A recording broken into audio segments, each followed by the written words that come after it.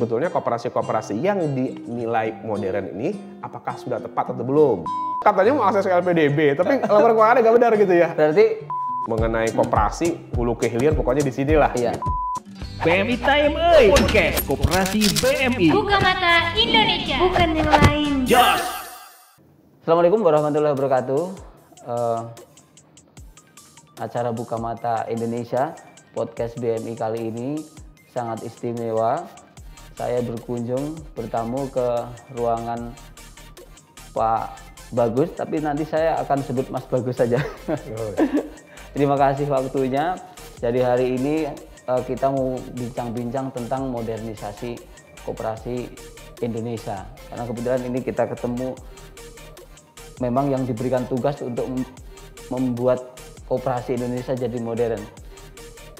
Mas Bagus, kita ini dulu, alhamdulillah bisa diterima dengan baik, Mas. Ya. Kita bincang langsung aja, Mas Bagus. Mas Bagus ini di Asdep yang baru ini sejak kapan, Mas? Ya, Assalamualaikum warahmatullahi wabarakatuh. Waalaikumsalam. Selamat pagi, salam sejahtera kita semuanya. Terima kasih banyak nih Mas Warto, ini pagi-pagi loh ini. Lagi macet-macetnya ya di jalan, tapi alhamdulillah akhirnya sampai juga di kantor sampai. ini. Saya nggak dulu ya, udah lama di lantai 4 inilah ya. Iya. Tapi Mas, sebelum dilanjutkan kita buka dulu, kayaknya kami tadi satu kru sudah tes antigen, sudah prokes. Oh, udah semua? Udah semua, Mas. Wah. Kita cabut kayaknya nggak apa-apa maksudnya. Oke, biar kalau lebih. gitu. Vaksin juga udah vaksin ya? Vaksin. Alhamdulillah. Iya, silakan Mas. Iya, makasih. Iya.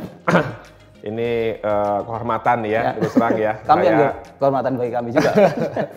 Karena ya kami atau saya sendiri ya dengan tim gitu ke sana ke kantor BMI itu memang ada ruang waktunya khusus ya. Saya rencananya pengen ke sana tapi memang ternyata malah saya didatangin ke sini. Nah ini mengenai saya di Kementerian Koperasi UKM ini ya sudah lumayan lama lah ya. Nah di Deputi lantai 4 ini terjadi 2 kali perubahan nih. Pertama Deputi bidang kelembagaan, dulu saya memang di sini, tapi sempat ditugaskan di Smesco, kembali lagi 2017 ke sini sebagai salah satu asdep di Deputi bidang kelembagaan. Nah tapi sejak ada Perpres 96 tahun 2020 gitu, bahwa Kementerian Koperasi ini strukturnya berubah. Begitu. Tapi baru efektif awal tahun ini, Mas? Di awal tahun, enggak bahkan Februari, bulan Februari 2021 ini baru terbentuk lengkap timnya gitu. Artinya dari dulu 6 6 deputi, sekarang cuma 4 deputi gitu. Tapi jadi lebih fokus, Mas Harto. Gitu. Nah, dulu saya deputi kelembagaan, sekarang istilahnya namanya deputi bidang perkoperasian. Deputi bidang perkoperasian. Jadi mengenai koperasi hulu ke hilir pokoknya di sinilah gitu. Ini kan tujuannya kalau nggak salah baca nih ya. UKM naik kelas dan koperasi modern. Iya kan?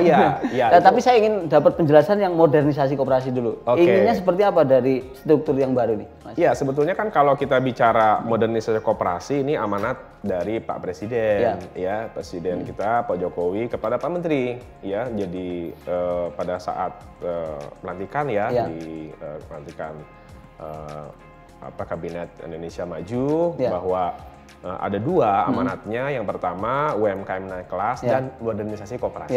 Jadi amanat itulah yang sebetulnya diterjemahkan di dalam RPJMN, Rencana Pembangunan Jangka Menengah 2020-2024. Nah, di situ ada 15 indikator kinerja utama, KPI lah. KPI-nya gitu.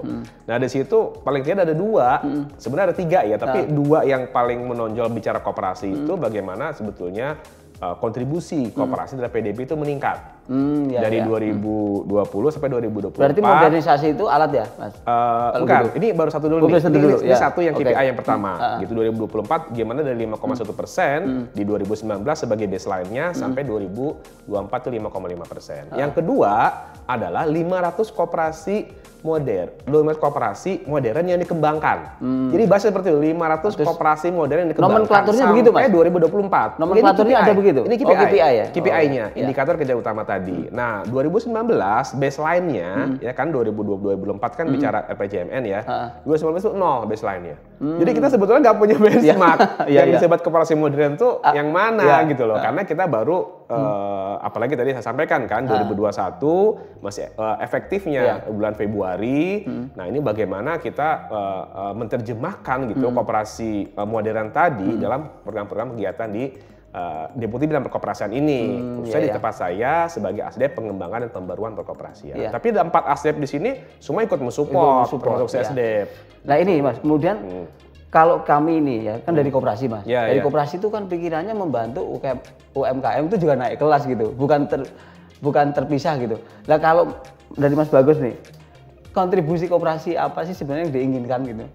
Ya, sekarang UKM naik kelas. Sekarang kita bicara dulu ya modernisasi koperasi ya. Kalau modernisasi koperasi kan berarti bicara cara Mas Larto ya. Kalau bicara koperasi modern berarti kan kita harus lihat dulu koperasi itu apa nih. Nah, maksudnya di BMI kan sudah sangat paham ya bahwa koperasi ini basisnya anggota.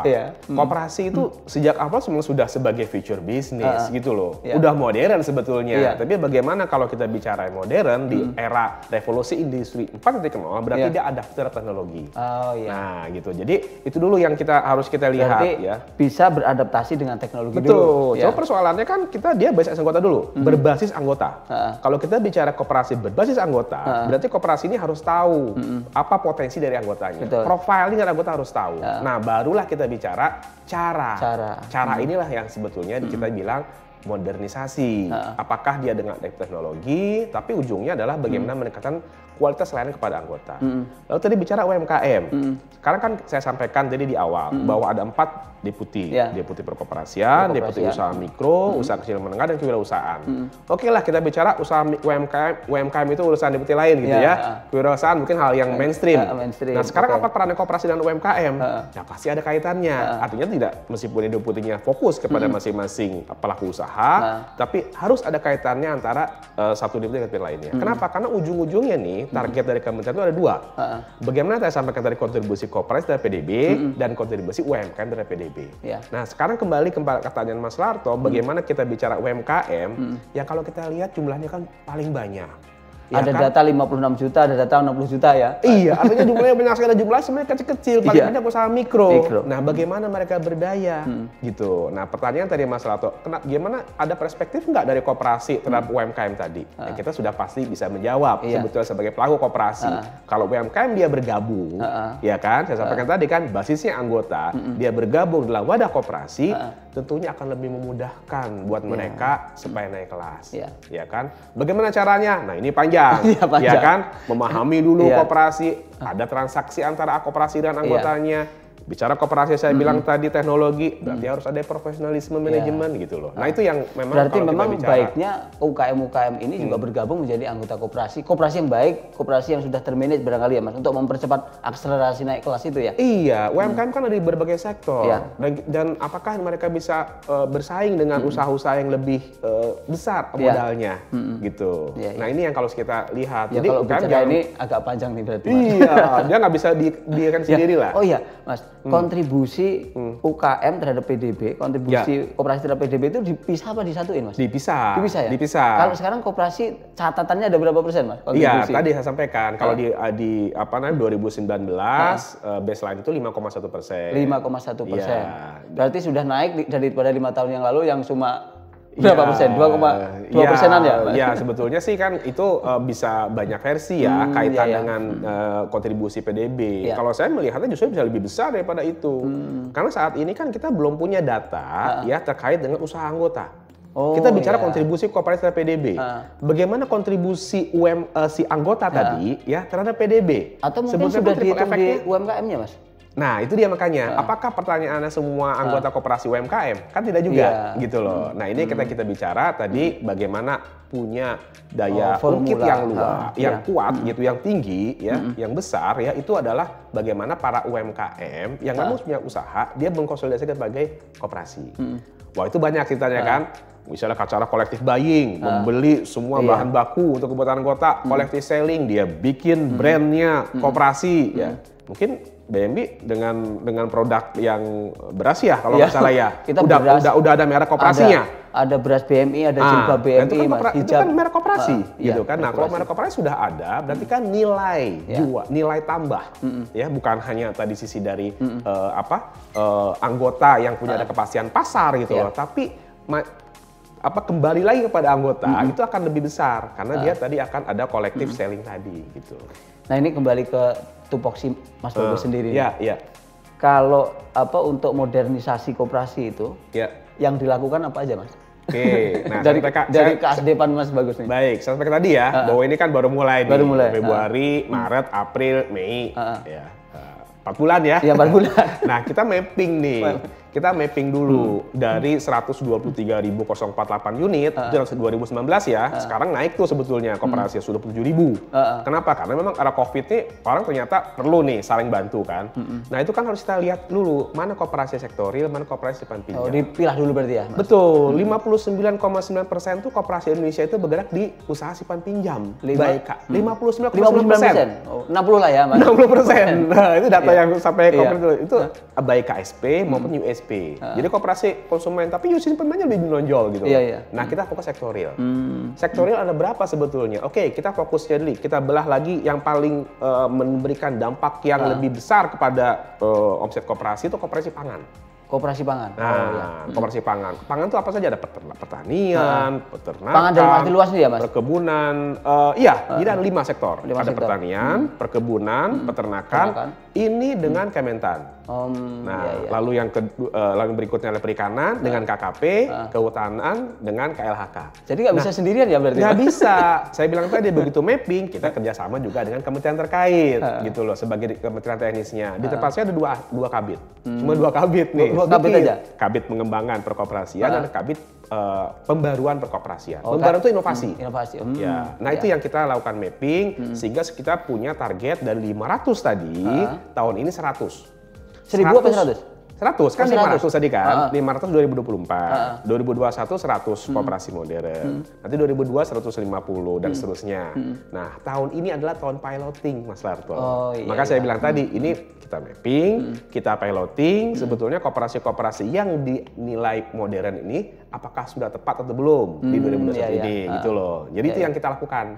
Gitu. Lalu kemudian ini Mas, indikator koperasi modern tuh paling tidak ada berapa saja biar insight teman-teman koperasi di Indonesia juga Mas ada yang kita kejar gitu. Ini kan ditonton banyak teman-teman koperasi juga Mas. Jadi sebenarnya indikator yang perlu penuhi untuk koperasi modern itu apa aja? Ya itu yang saya bilang tadi ya. Jadi secara regulasi memang belum ada ya, tapi kita harus merumuskan ya sebagai informasi awal lah, sebagai data awal lah gitu ya. Kalau kriteria koperasi modern yang umum gitu, kita bagilah menjadi 3 pilar. Kan koperasi kan sederhana 3 pilar ya. Ada pilar kelembagaan, usaha, keuangan. Nah kelembagaan seperti apa? Nah ini saya sampaikan tadi. Buku daftar anggota yang harus ada di koperasi ya harus ada dong. Mereka sudah masuk ke dalam digital nggak?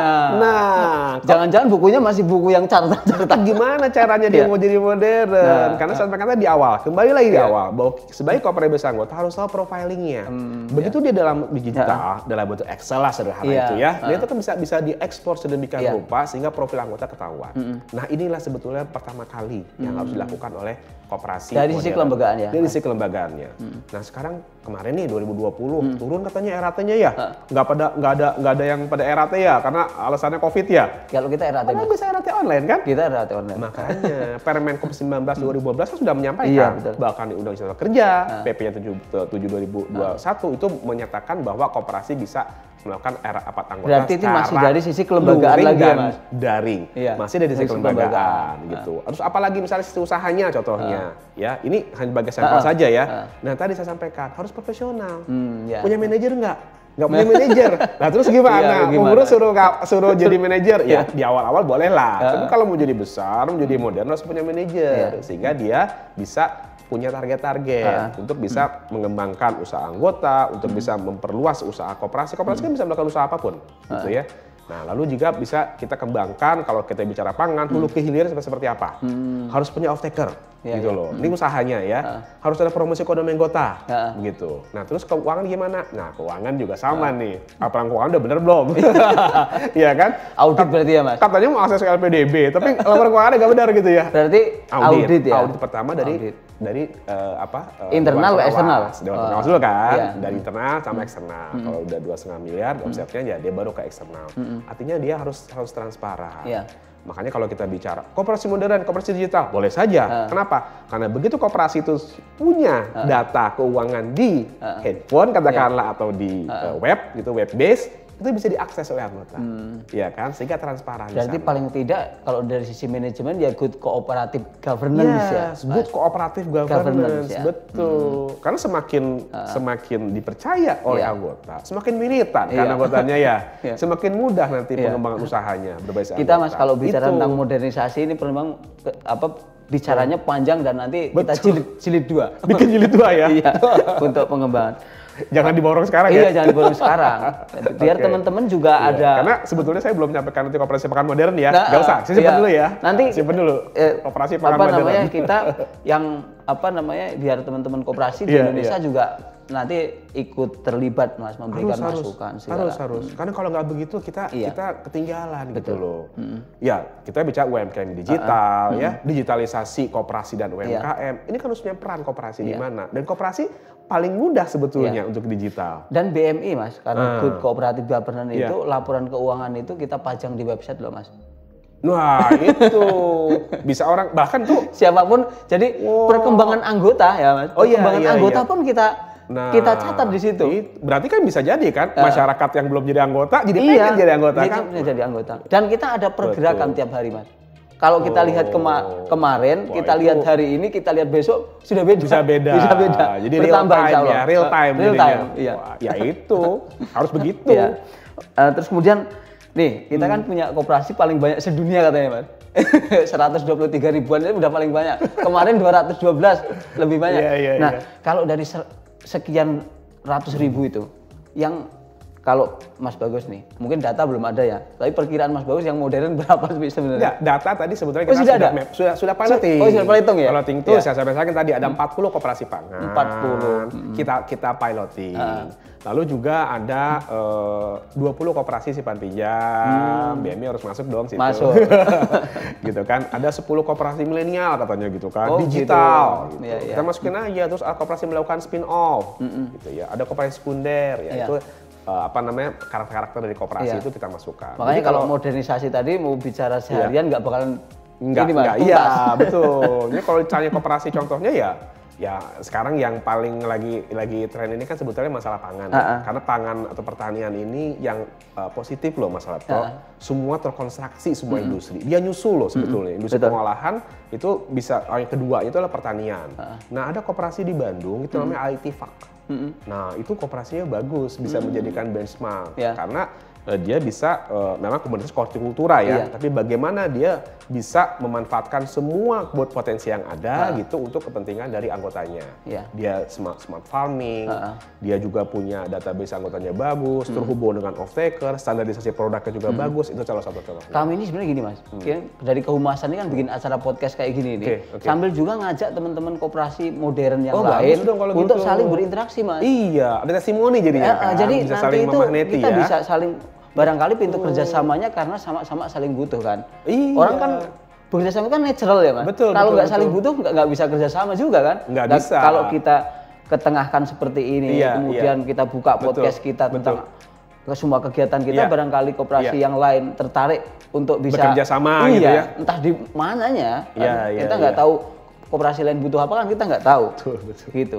Lalu kemudian, ini nih digitalisasi ini kan awal Pak Teten menjabat kan awalnya Januari Februari ya Mas. Iya. Permulaan idenya kemudian akhir tahun 2020. 2020. Maksudnya 2020. Oh iya. 2020 awal. Setelah ditugaskan oleh Pak Jokowi, beliau mengundang platform-platform e-commerce. Perkembangan dari yang 1000 kemarin itu seperti apa Mas? Yang IDX.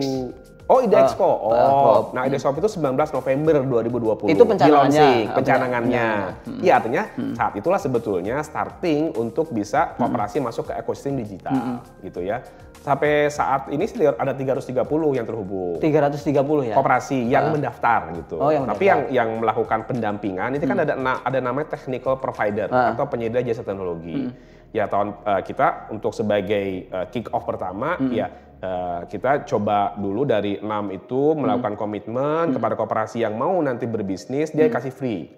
Tahun kedua baru dia berbayar. Jadi kita hanya memberikan wadah saja untuk bagaimana mempertemukan antara koperasi dengan technical provider dan didampingi mereka supaya jadi digital, gitu ya. Nah, nanti kita buka nih di tahun ini, itu udah 20 ya, 21 kita buka siapapun yang memang mau dia bentuk koperasi, mau dia bentuk itu PT ataupun yang lainnya, yang memang dia concern kepada digitalisasi koperasi bisa bergabung dan koperasi lain juga bisa ikut dan mereka nanti akan terjadi testimoni tadi ya di dalam EDEXCOP tadi. Nah itu yang nanti karena saya sampaikan tadi ada perubahan struktur nih Mas Alto. Waktu itu kan PKS-nya dengan deputi kelembagaan, sekarang deputi pada koperasi ya. Artinya semuanya harus disesuaikan lah. Tapi nggak dari nol ya, kita lanjutkan lah. Jadi gini Mas, Koperasi BMI itu sedang menggali potensi anggota tadi itu. Anggota kita sampai tanggal kemarin itu 273.759. Ini terdiri dari 2 koperasi, Mas. Jadi koperasi syariah itu 190.324, yang koperasi konsumennya 83.435. Makanya hari ini juga bisa berubah barangkali, Mas, sebenarnya, karena pergerakannya bisa ratusan. Biasanya dari 65 cabangan kita kan. Nah, tapi yang ingin saya cerita gini, Mas. Kita itu modernisasi koperasi itu kita manfaatkan untuk transaksi antar anggota ceritanya. Jadi gini, kalau anggota punya pertanian, ya punya sawah kan Mas, mereka menghasilkan gabah, gabahnya kita beli atau dibeli oleh anggota, tapi kita bikin brand Mas. Brandnya itu brand beras BMI itu. Tapi brand itu positioning targetannya kita yang bikin juga. Kita bikin namanya beras pecah kulit Mas. Itu beras yang sehat ceritanya itu. Ya kayak zaman ini kan beras sosok gitu ya. Nah, gitulah ceritanya. Nah, tapi kita memfasilitasi anggota itu untuk saling bertransaksi dengan media digital, Mas. Jadi berasnya kita beli dari anggota. Yang memproduksi juga anggota, Mas. Jualnya? Ke anggota juga. Lah anggotanya kan ratusan ribu, Mas. Ratusan ribu tadi ya. Nah, itu satu. Lalu nanti kita pengen saran nih endingnya. Kemudian kita juga punya namanya program OVOP, Mas. OVOP itu One Village, One Partner. Jadi gini Mas. Bukan produk ya? Bukan produk, partner kalau ini. Jadi gini, kita kan koperasi konsumen punya grosir nih Mas. Nah, punya anggota grosir, punya anggota juga pedagang. Jadi kita itu memberikan daya beli ya ceritanya Mas. Memberikan daya beli kepada grosir yang kita anggap mitra, memberikan daya beli juga kepada pedagang yang anggota. Karena grosir kita yang terpusat kan tidak bisa menjangkau seluruh wilayah layanan. Akhirnya yang tidak terjangkau kita bermitra dengan grosir yang juga anggota. Misalnya gini, anggota di satu desa kita kasih pembiayaan nilainya 80 misalnya. Untuk belanja barang Mas. Nah, anggota yang lain, yang pedagang, kita kasih juga daya beli. Misalnya 7 juta, 10 juta gitu. Tapi mereka harus belanja di sini, di grosir tadi. Mereka nggak belanja di situ karena kita pakai digital tadi belanjanya Mas. Nah, ini mungkin bisa jadi masukan Mas. Untuk kita menyempurnakan ini Mas. Jadi ceritanya itu anggota-anggota yang punya produk juga boleh nitipin barang di grosir tadi itu. Nah yang beli juga anggota, Mas. Nah ini cara kita untuk menghidupkan, Mas. Kan mereka uangnya kan nggak keluar dari sistem ini. Kita pakai namanya BMI Mobile, Mas. BMI Mobile itu kalau ya persis kayak mobile banking lah gitu. Kita udah pakai kayak gitu, Mas. Saran Mas Bagus apa untuk meningkatkan yang lain, mungkin produk yang lain gitu? Iya. Pertama itu kan berarti koperasi atau Kopsya BMI ini membangun yang namanya ekosistem. Ekosistem, ya kan, ekosistem. Nah dalam ekosistem tentunya kan ada punya peran-peran ya dari para kontributor di sana. Apakah dia sebagai produsen, apakah dia sebagai logistiknya gitu kan, apakah dia sebagai konsumen gitu kan. Nah ini yang sebetulnya kalau istilahnya kenapa saya bilang koperasi sudah modern sebetulnya, karena dia tuh dikenal sebagai self-regulated organization, organisasi yang mengatur dirinya sendiri. Sehingga sebetulnya nanti koperasi Skopsya BM ini atau koperasi konsumennya ini harus punya aturan main yang jelas, gitu, dalam memberikan peran dari masing-masing tadi. Apakah dia sebagai konsumen, sebagai produsen dan seterusnya. Ini harus ada. Jadi kalau kita nyebut itu sebenarnya kolaborasi apik, kolaborasi antara Kopsyah dengan Kopmen, Mas, dalam satu holding. Betul. Tapi kan di sini kan pasti kan ada hak suara di sana. Kita karena one man one vote. Iya, betul. Ya kan? Nah, dikelompok-kelompokkan lah gitu. Dikelas-kelaskan lah, ada kelas konsumen, ada kelas produsen, kelas yang logistiknya atau distribusinya dan seterusnya. Itu dibikin kelas-kelas dan masing-masing itu dibikin satu semacam algoritma yang tepat gitu sehingga nanti sharing kepada masing-masing kelas itu akan bisa sesuai dengan kontribusinya. Nah, itu yang namanya koperasi multipihak, gitu loh. Kemarin itu, Mas, kita juga waktu penyerahan rekor muri. Oh iya. Pak Deputi, Pak Jabari kan hadir. Kita ngobrol sampai jam 12 malam, Mas. Jadi koperasi BM itu kan punya unit konstruksi dan toko bangunan juga, Mas. Jadi kita itu sudah sudah memberikan rumah tanpa DP juga sudah mulai dari tahun 2017. Pak Deputi menyarankan membentuk koperasi sektor perumahan juga. Nah, insya Allah kayaknya segera terwujud tuh, Mas. Iya. Artinya dari anggota-anggota yang sama atau anggota yang sama. Jadi gini, Mas, setiap mau jadi anggota harus jadi anggota bayar simpanan pokok lagi. Iya, itu yang saya bilang tadi. Sebetulnya kan kalau kita bicara koperasi ini kan dibangun biasanya anggota kan. Kebutuhannya anggota. Artinya kalau dia punya kebutuhan terhadap perumahan, dia akan masuk ke sana. Betul. Dia nggak usah nyari-nyari rumah di koperasi sini saja, karena koperasi ini sudah membuka unit usaha pengembangan rumah. Gitu. Itu terjadi. Nah, itu yang sebetulnya di awal kan harus punya semacam analisa kebutuhan dari anggota tadi, profiling anggota tadi, gimana nggak digital kalau ngomong kita kan. Nah, itu koperasi modern dibangun. Nah, itu ada istilah tuh di luar negeri itu namanya money stays locally. Jadi uang tuh berputar di sana, gitu. Jadi nggak keluar. Iya, close loop gitu. Iya, close loop. Nah, itu yang istilah Pak Deputi close loop itu. Iya, betul seperti itu, gitu. Ya, anggota kita kan sekarang 273.000, Mas. 273.000. Iya. 600-an lah, 800 lah. Kalau 1% saja, ya 1% saja kan sudah 2.700-an. Ya, jadi memang mudah-mudahan pasarnya insya Allah profilingnya sudah ada. Ya. Lalu pertanyaan selanjutnya nih, Mas, masuk nggak di di program kementerian perkembangan jumlah anggota itu dalam indikator koperasi modern, Mas? Ya, itu menjadi indikator keberhasilan sebetulnya. Jadi kalau koperasi modern itu bisa dikembangkan lebih jauh dengan tahap piloting tadi, jumlah anggota harusnya bertambah. Gitu. Makanya kalau BMI tadi diceritakan Mas Harto kan berarti memang bertambah. Karena jadi sudah indikator kinerjanya sudah jelas. Koperasi modern. Iya, koperasi modern. Padahal kita mau membangun yang koperasi seperti ITFAK, ada KUD Tani Makmur di Lumajang, ada koperasi hijau Tani Makmur di Lampung yang pisang, gitu. Mira Kamukten yang gula semut. Nah, ini kita mau coba dampingin sehingga nanti koperasi itu bisa bertambah anggotanya setelah kita lakukan intervensi. Gitu. Kalau Mas Bagus sebut ada 5 koperasi modern saja yang ada di benak, koperasi mana, Mas? Iya, tadi misalnya koperasi ITFAK di Bandung ya, di Jawa Barat ya, di Ciwidey itu hortikultura. Koperasi Hijau Tani Makmur itu pisang Mas Tanggamus di Lampung. Lalu koperasi Nira Kamukten itu di Banjarnegara itu gula semut, gula kelapa menjadi gula semut ya. Lalu ada juga koperasi ini sebetulnya Saipujon ya. Bukan Saipujon, sorry. Saipujon termasuk juga, tapi saya mau ngangkat tuh yang KJOB Puspitasari, sekunder ya, pakan ternak itu. Nah, itu bisa diangkat lebih besar lagi. Saipujon termasuk juga sebetulnya. Tapi saya mau ngangkat juga yang koperasi milenial IDM Co-op.